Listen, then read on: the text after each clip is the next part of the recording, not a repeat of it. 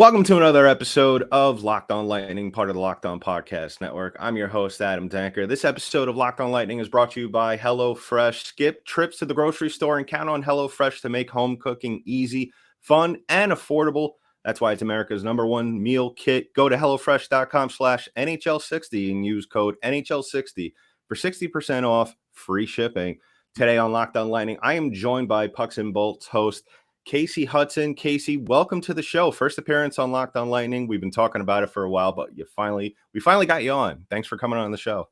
Yeah, thank you for having me. And what a better time than playoffs so that we can get through, I don't know, what we're about to expect here. My nerves are all over the place. My confidence is all over the place. But again, I have a good feeling in the midst of all of that. Right, absolutely. I think we just got done talking on your show and we agreed. I said my optimism was at 5 out of 10. Yours, I feel like you're a little bit more confident than I am, even though you seem like you're a little bit more nervous than I am. But before we get into any playoffs talk, I really want to get your opinion on, what were your expectations going into this season, and have they changed as the season went on for what the Lightning accomplished during the regular season? Oh my gosh, yeah, they absolutely changed. I think one thing maybe growing up in Tampa that I've got to hang on is the emotional roller coaster that is the Tampa Bay Lightning, no matter what the pieces are, the health is, no matter what revolves around this team, the roller coaster is there. My expectations starting off the season, I want to say were maybe a little low. I wanted to see how they were going to adjust without guys like Ryan McDonough, Andre Palat, especially with the role that Palat played in playoffs. I mean, we called him playoff tally. So kind of seeing how these new pieces were going to gel. Were we going to see more out of Brandon Hagel? There were so many question marks heading into this season, maybe for the first time in about 2 or 3 years for me personally. They didn't start off the strongest. There was some inconsistency. And then after, they got back from their West Coast tour, we started to see a different team come together. We saw them start to form an identity with these new guys. And then, of course, before the second half of the season officially got here, they were riding such a high. Their home streak was ridiculous. You were starting to see other lines get involved versus just the top line of Hagel, Point, and Cooch. So an emotional roller coaster to describe it all. Didn't know what to expect in the beginning, had lower expectations, and then kind of gained confidence once I started to see this group come together heading into the second half of the season before All-Star Week specifically, to say the least. Yeah, I think that mine were. It's funny that you said they were kind of drawn back in terms of your expectations. Mine were actually just another Eastern Conference Finals appearance. Really? So it's funny. I think our opinions of this team flip-flopped as the season went on. So now that the regular season's over, and the Lightning, like we just spoke about on your show, finished on I guess we could say a bumpy slide there to end the season. What are your expectations for this series? Now, the Lightning going in a rematch, there's always that expectation that the intensity is going to be off the charts. Now you sprinkle that the fact that these teams are playing 2 years in a row. They're starting in Toronto. Toronto has a ton to prove in some way. I said on your show for my listeners that maybe haven't been able to listen yet, that I feel like Toronto is going to be the more relaxed team in this. I feel like Tampa is going to be more so the team that we're not finished yet attitude. What are your expectations for this series? They kind of go back and forth a little bit because where you mentioned the fact that the Toronto Maple Leafs may be a little bit more relaxed, I think it's because I think they have a better grasp on their identity. Most of these guys have been together, the pieces that have come in. I think it's just a different looking team in comparison to the Lightning while they have a lot of similarities.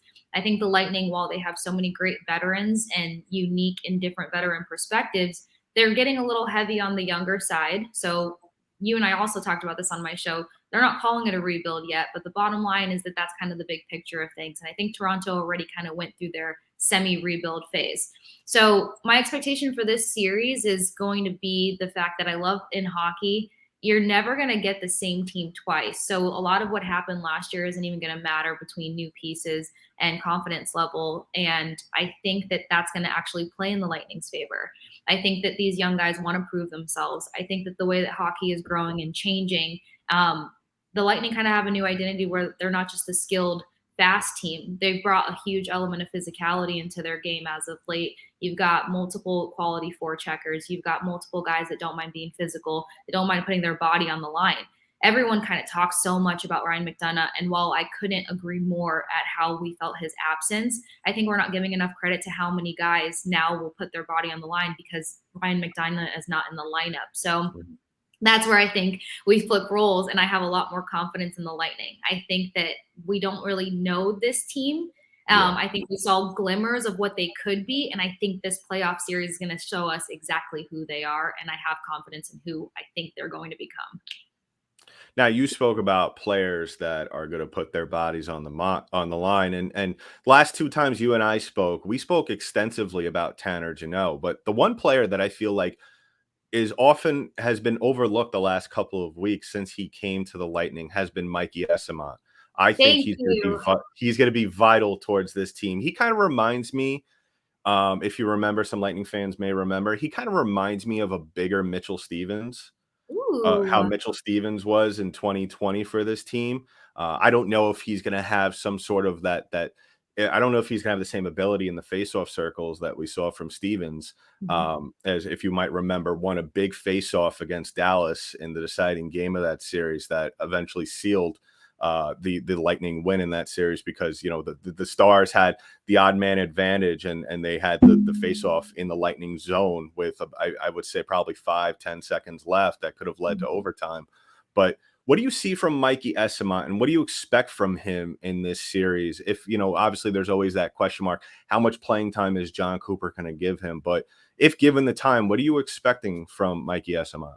I'm actually so glad that you asked this because I feel like I'm standing on an island alone of how much expectation I have out of AC Mont. For starters, when he first got with the Lightning, I liked what he was doing. He was racking up on shots on goal. He wasn't afraid or hesitant to take a shot, which we know is sometimes a kryptonite with this team. A lot of passing, some hesitation, and all the things. I thought that he could bring an element to this game where he would kind of rub off on the guys to just, start getting those shots going. He's so good with his puck handling skills. I don't think that anyone's talked about that enough. Even through traffic, he has a great tendency to keep the puck on his stick. And he's such an antagonist around the net. He plays a tight game around the net, which can be a headache for goalies. I think he needs more time. And I feel like we also started to see good things when, unfortunately, Jeannot went out of the lineup and AC Mont got bumped up. He's not a fourth line guy. So after they pulled him from the fourth line and put him on the third, we were seeing more of what his skill set could be. He picked up an assist versus the Senators. He had some quality plays there, generating offense for these guys, and then picked up his first goal as a goal. And I thought that goal was spectacular. I mean, the angle was great, which that's something that a couple years ago, if I had to be nitpicky as a fan, I was like, we need a little more unorthodox scoring going on. And I think AC Mont could be the kind of guy to give that to this roster. Hit those angles, go for the top shelf, not always be so predictable, but I think he needs more time in the lineup, and I'm hoping that happens in the playoffs because he could be a different look versus the Maple Leafs. They don't know what to expect from him. Yeah, absolutely. I'm there right with you, Kasey. I think AC Mont has been phenomenal since he's come to the team. Now, he's not as flashy as what we saw from Nick Paul last year, but he's getting the job done. And I think, with more ice time, we're going to start to see him kind of solidify himself, like you said, as a third line guy instead of a fourth line guy. Now, are there any other players on this team that you think that are not getting the right amount of attention that could potentially, because we spoke about this on your show, how Braden Point's lack thereof of talk around him the last couple of years and maybe even this year, that could benefit this Tampa Bay team. But as you look down the roster, are there any players that are not getting the attention that could potentially be one of those top players that could help the Lightning get past Toronto? Yeah, absolutely. I think one of the first guys you and I talked about, or actually the second after Braden Point, was Brandon Hagel. He didn't know what his role was going to be with this team. He got thrown on the third line as soon as he got here last year. Yeah, he picked up one goal versus Toronto, but you could tell he was finding his footing. And then he goes and has a 30-goal season this year. And picks up 64 points with the guys, which was tremendous. So I think that he's going to have that playoff gear. And I also am putting a lot of expectation on him because I think swag plays a huge role these days. And Hagel has it. He likes to be cocky after he scores. He likes to get in these guys' face, and it gets in their head. And if you can play the mental battle in playoffs, you're going to give yourself a leg up. So that's where I kind of give more conversation to Brandon Hagel and leading the league in takeaways and all the things that he brought to this team this season that was kind of unexpected.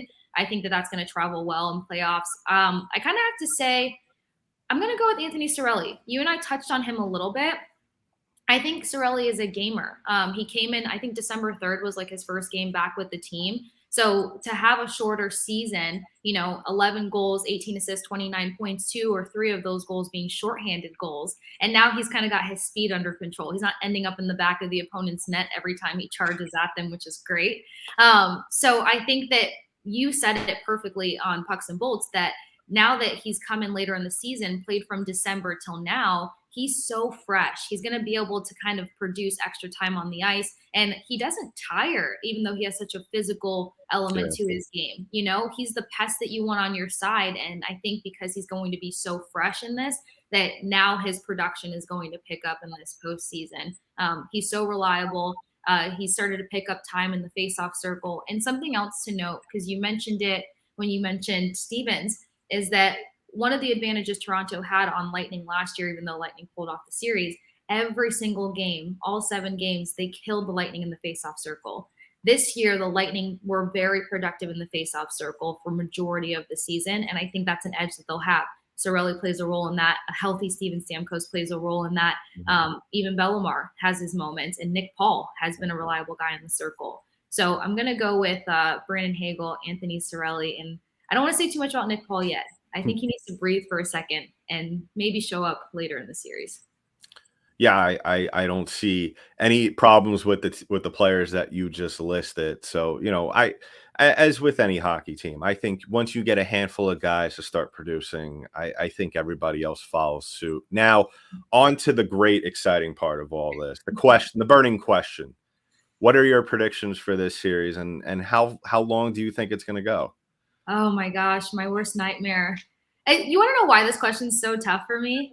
Because when I first started covering hockey, everyone was like, you can't lean too much in any direction because superstitions and stuff. So I was scared that I was going to ruin everything just by having a heavy opinion. I've kind of gotten over that by now. I agree with you. I think 7 games is going to be the mark with this one. They're just matched up so tightly statistically, and that's where you kind of hope that the right veteran group is going to help them cross the finish line and pull off that win, or these underestimated guys. I think the Lightning have more underestimated guys than the Maple Leafs do, and I think that's going to play in their favor. So I'm going to go with 7 games. Lightning take it. I think they make it at least to round 2. And you also mentioned the fact that Andrei Vasilevskiy has that playoff gear that nobody can touch quite yet. And until he does otherwise, you've got to give him the credit that he is due. And I think Vasi is going to pull this one through for them as well.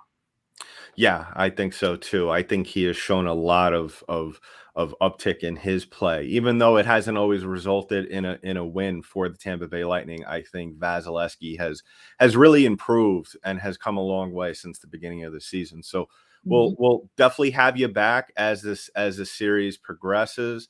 Kasey, thank you for coming on the show. Guys and gals, you could follow Kasey at The Sports Case. Go listen to Pucks and Bolts podcast. It's a great podcast about Tampa Bay Lightning. And yeah, we'll have you on in the near future, Kasey. Thanks for coming on. Thank you so much, Adam. It's always fun. I enjoy talking with you.